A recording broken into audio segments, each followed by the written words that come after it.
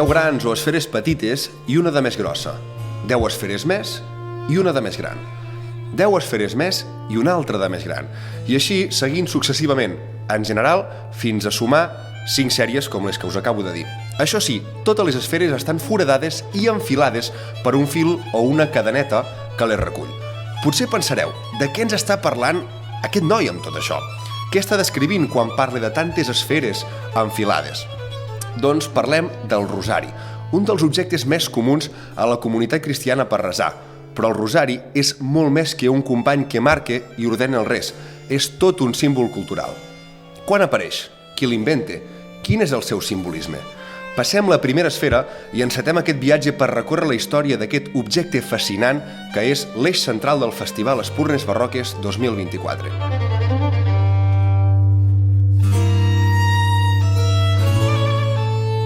I abandonem el Museu del Barroc de Catalunya a Manresa i ens traslladem fins al Museu Episcopal de Vic. Allà ens reunim amb l'editor i escriptor Víctor Sunyol i amb el mossèn Jaume Casamitjana.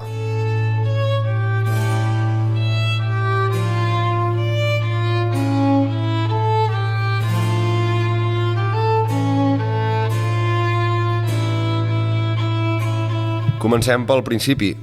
Què és un rosari? Com definiríeu aquest element?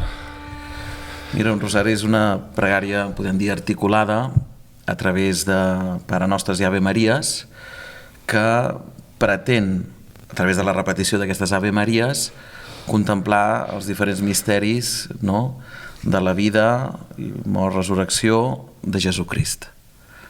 I per tant suposa com que l'Ave Maria és una pregària mariana, suposa poder contemplar, perquè és una pregària contemplativa, contemplar aquests misteris des del cor d'una dona, des del cor de Maria. I l'objecte? Què ha de tenir un objecte per ser un rosari? Com ha de ser físicament? Una cosa és el rosari com a pregària, l'altra és el rosari objecte. Sí, exacte. Que és... Mira, aquest que està una mica ja fet caldo, però... Serveix per no descomptar-se, bàsicament. Exactament. I per ser. Que, de fet, hi ha una cosa que a mi penso del rosari i del rosari aquest, de què parlem, que una cosa que no ha fet és simplificar-lo, en el sentit que moltes altres religions o moltes altres pràctiques religioses d'altres cultures han simplificat i han simbolitzat la pregària, no? Girant aquells cilindres que es giren al Tibet, fas una volta i ja has fet la pregària, o les banderetes, o senzillament passar les denes, passar els grans d'un tipus de rosari, i cada cop que passa és com si haguessis fet la pregària. En canvi, els catòlics això no ho han fet mai. O sigui, s'ha conservat d'una manera molt estricta a la repetició i tot això, o bé em sembla, s'ha anat oblidant. Bueno, ja, és a dir, el rosari pròpiament està pensat perquè siguin 50 Pare Nostres, 50 Ave Maries, és a dir, perquè són 5 misteris i cada misteri hi ha 10 Ave Maries. La forma, aquesta sí que s'ha abreujar, perquè a vegades hi ha una dena només i amb una dena ja vas fent i ja està, però sí que té un contingut en base a allò que es vol contemplar. Anar perdent, jo crec que no, torna. Una mica tot torna. Però a mi em preocupa una altra cosa, que torna d'una manera molt retrògrada. És a dir... Jo crec que no tant. No sé, bueno, no sé què parlar, Sí, abans de fer aquesta mirada de present i de futur, arribem a l'origen de quan apareix i per què apareix l'objecte del rosari. Clar, pròpiament l'objecte o la manera de pregar perquè és veritat que l'Ave Maria és antiga i sobretot en Orient el fet de pregar amb la Déu Salve Maria, per entendre'ns, es fa, jo crec que ja podem remuntar-ho després del concili d'Efes, etc. Arriba al segle IX, pròpiament a Occident, i seran sobretot els dominics que li donaran més forma en tant que forma de rosari i amb aquesta manera articulada de pregar. De tal manera, es diu Sant Domènec de Guzmán, que és potser un dels inventors, però serà al segle XV aquí a l'any de Rochelle, crec, allà a Flandes, que és el que ho articula, serà d'aquesta manera.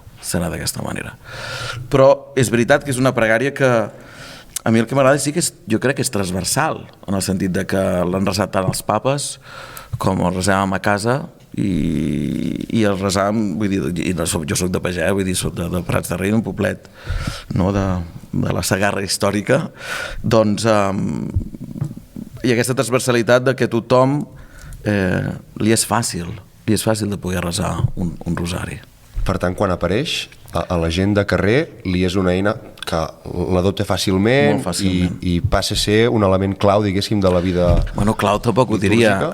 No, litúrgica no, pròpiament seria més vida de pietat, però clau no, però que sí que t'ajuda a connectar-te amb Déu a través de la Mare de Déu.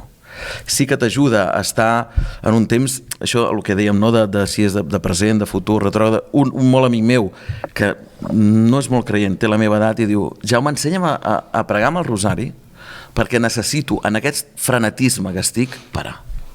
Bueno, hi ha gent que fa meditació, gent que fa ioga i gent que resa el rosari. Sí. Vull dir que són maneres diferents de parar. I això perquè en el fons no, jo vull dir que el rosari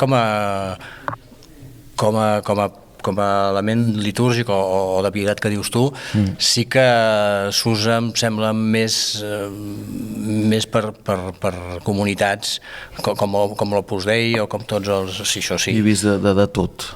Perquè, per altra banda, també és veritat que els nous misteris aquests, jo sempre que he buscat informació dels nous misteris de llum que es diuen, sempre que he trobat informació és via Opus Dei. Bueno, per l'escrivà de Balaguer i tota aquesta història. Però es va ser el papa. Sí, el papa també era un papa que Déu-n'hi-do. Bueno, però això s'ha acollit a l'Església i en molts llocs. El que m'interessa, ara que parlàvem d'això, és el tema aquest clar, són 10 Ave Maries per cada misteri, etc, que és una repetició absoluta, constant, i això és una també de les pràctiques molt esteses en molts rituals religiosos en tot el món, no? La repetició del que sigui, que és una oració, pot ser un mantra oriental, pot ser un so, pot ser el que sigui, i que porta en el que ho fa, si és en comunitat, un sentit de comunitat molt clar, com cantar en una coral, és igual, no? Estàs fent el mateix durant molta estona, i per altra banda aquesta aturada del temps, aturada fins i tot de la consciència, i és com si et buides la consciència, estàs en un lloc que no és enlloc, no? I per això es fa servir també en grans comunitats, clar, et sents part d'allò. Per altra banda també penso que aquest buidar-se és propi de és veritat que és propi de moltes religions, aquest buidar-se, i es fa de moltes maneres diferents i molts objectius diferents, però la repetició constant que et permet no ser-hi pràcticament, i és un nivell, doncs, no diré de meditació, però sí de buidar-te i de sentir-te comunitat. I una altra cosa que em sembla interessant, que no sé fins a quin punt, però sí, almenys a la pràctica, és que, clar, tenir una comunitat en un lloc manada per un sacerdot o un sagrat, qui sigui, que guia el rosari, que el dirigeix i que diu, doncs, els misteris, etc, que anuncia els misteris i tot això, clar, també és una qüestió d'educació, primer, de saber qui mana, bastant, i també de disciplina i de paciència. I moltes escoles religioses, a les que jo anava, o una de les que jo vaig anar, clar, resar el rosari no era un càstig, però era esteu aquí durant no sé quanta estona, callats, perquè s'ha de fer això, no? I socialment, no ho dic com una cosa negativa, socialment és una manera d'acostumar l'individu a això, no? A la disciplina, esteu aquí, quiets, feu això, tal, i esteu en contacte amb la divinitat o fent la pregària, però aquesta educació de la submissió, diguéssim. Submissió, no sé si és la paraula, però educació, diguéssim, en el sentit comunitari jo sí que l'hi veig. És veritat que també pot sorprendre entrar en una església, un santuari, i veure una dona molt gran, velleta, que és la qui porta el rosari, una dona gran i que ho fa molt bé, i així, per exemple, la catedral, que ho fem els dijous, és una dona la qui ho porta, i el bisbe està allà, però és la dona la que ho porta. Però jo sí que trobo molt interessant el que dius sobre el tema d'aquest aturar, és veritat, hi ha un parar-se, hi ha moltes pràctiques religioses que és veritat que cerquen això. Potser el plus que tenim en el rosari és que la tècnica està orientada a un fi, diguéssim, a un objectiu, que en aquest cas és crear un clima. Jo m'agrada dir un clima, no? Generar un clima de contemplació. De contemplació a què? Doncs a uns misteris. A uns misteris que connecten també en l'antropologia nostra, l'antropologia humana, perquè quan parles d'uns misteris de goig, uns misteris de dolor, uns misteris de glòria, uns misteris de... També això té a veure amb el que nosaltres vivim, no? I pots connectar-hi fàcil. També ho dic perquè també és una eina, si es pot dir així, que ajuda a ser pregari d'intercessió. És a dir, conec molta gent que diu aquest misteri, el primer misteri, és per a aquesta persona, o és per als malalts, o és pels ancians, o és pels joves, o és per a una persona que està patint, aquesta persona que no troba feina. I aleshores esdevé, ho trobo molt bonic, no? Una intercessió per a les persones o que no poden pregar, o que no en saben, o que no volen. I hi ha un grup que saps que tu el poses a dintre d'aquest clima i ajudes a que aquell estigui en el teu cor i estigui en el cor de Déu, no? L'ajuda també això. En el fons és la diferència entre molts tipus de pregària, no? Perquè el rosari, de fet, en moltes pregàries de la religió catòlica són per demanar alguna cosa, no? Per aquesta intercessió que dius tu, també, no? Sí. Preguem perquè plogui o perquè no sé què, sí, o resen, no sé què, resaven a Madrid davant de no sé on perquè no sé què passés, no recordo què era, però en tot cas és una petició que fas a una divinitat. I també hi ha moltes pregàries que no són petició a cap divinitat, que és una manera de connectar-te amb ella sense demanar-li res a canvi, no? Que són maneres diferents d'entendre aquesta relació. Per altra banda, també veig una cosa que en el rosari es manifesta molt, i es manifesta...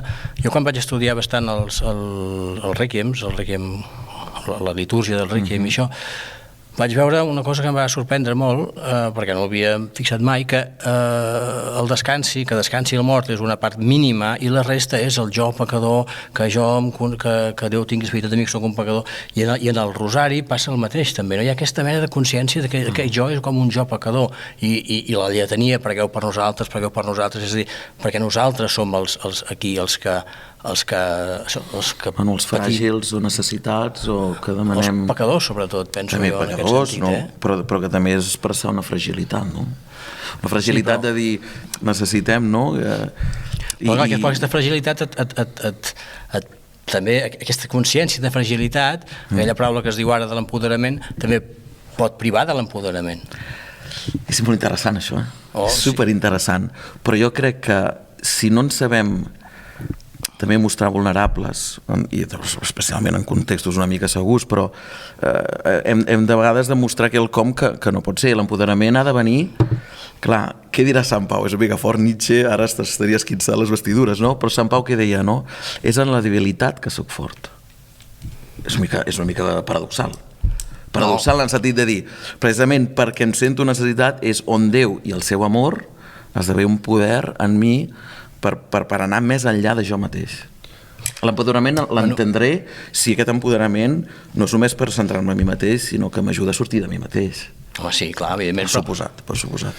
Perdona. Què us sembla si per anar acabant, perquè se'ns està... Ja estem acabant, no pot ser. Home, s'està posant molt interessant la conversa. Home, però no podeu acabar. Imagina't, m'agradaria acabar ja estem acabant, recollint aquesta conversa amb una idea que heu començat a treure al principi, que és la idea de present i futur que té el rosari. És a dir, ara mateix el rosari és vigent, no és vigent, ha canviat la percepció que en tenim o l'ús que en fem? Mira, hi va haver, això també, que se m'entengui el que vull dir, però hi va haver alguna corrent, potser una mica més intel·lectual, dins de l'Església, que a vegades veia, inclús la pietat popular, o veia una mica el rosari com una cosa, una mica, doncs, de gent de poca cultura.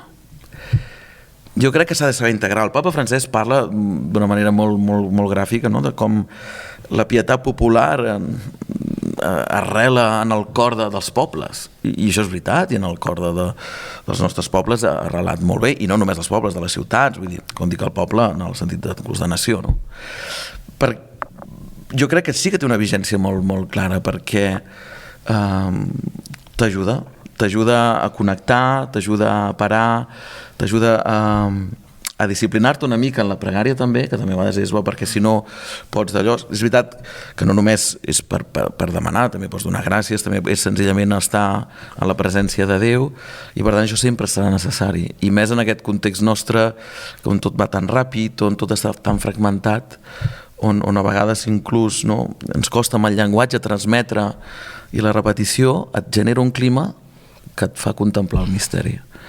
I endinsar-te en el misteri, això crec que és molt necessari. Jo penso que hi ha dues coses. Penso, per un cantó, la qüestió de la cultura popular, la tradició i la cultura popular, que evidentment està molt arrelat, o està arrelat en unes generacions que van extingint-se, m'imagino, i com a mostra de cultura popular religiosa, doncs penso que és molt interessant i ha servit molt a l'educació i a la formació d'una cultura aquí i a la majoria de països, suposo. Això per un cantó. Per altra banda, mirat des del punt de vista més de la religió, per entendre'ns, això sí que jo penso que en aquests moments, si parles de futur, en aquests moments hi ha la carta de mitjans i de medis per poder parar, sentir-te d'una comunitat i endinsar-te en tu mateix en els altres i tal, n'hi ha molts, tens un ventall molt gran, i el Rosari doncs, és un d'ells que penso que va retrocedint, i jo penso que la manera d'entendre el catolicisme o les pràctiques religioses en aquests moments hauria d'anar cap a altres vies, que no siguin aquesta, penso, no defugint el que em sembla molt important, l'arrelament popular, com altres coses, com les processons i aquestes històries, però jo veig una dicotomia entre el que és el que forma part de la tradició i la nova manera de pensar, d'actuar, la nova manera de viure, que ens ha de dur a noves formes de realitzar aquestes finalitats, penso. A mi em sembla que també és veritat que si un resa, diguéssim, el rosari de manera mecànica i resa sense posar-hi el cor, tampoc no s'obté l'objectiu, que és contemplar com Déu ha donat la vida per mi, com Déu m'ha salvat, com Déu, perquè al final els misteris que es contemplen són aquests, els de la nostra salvació. I es pot resar de diferents maneres, però quan es resa amb el cor, quan hi poses persones concretes, especialment els que més ho necessiten, pot ser vàlida. Jo entenc perfectament també el fet de que a vegades el tema religió fins i tot s'ha interpretat malament en el sentit, són unes normes que s'han de complir per agradar una divinitat, i no, quan parlem de la religió catòlica a mi sempre m'agrada dir, canviem religió per relació. El que busquem és una relació amb Crist, amb Déu, per tant, i des d'aquesta relació que em fa poder veure el món amb els seus ulls, de poder estimar amb el seu cor, des d'aquí podem créixer molt, inclús com a societat, perquè estem parlant d'amor, en definitiva, d'amor. Sí, però tu parles, jo parlo des de l'òptica del no creient, diguéssim, i m'ho miro molt més des de lluny, i també veig molt aquesta mecànica. Pot ser, jo no dic que no, a vegades pot ser. Però com quan anàvem a confessar i et deien has de resar 3 Ave Maries i 5 pares, resaves com si estessis dient les taules de multiplicar, en definitiva, no? El tema és aquesta mecanicitat. Perquè es passa una mecanicitat que és també la que propicia, en certa manera, aquest estadi. No sé si té futur o no, això depèn molt de cap on vulgui anar la religió, la pràctica religiosa del catolicisme.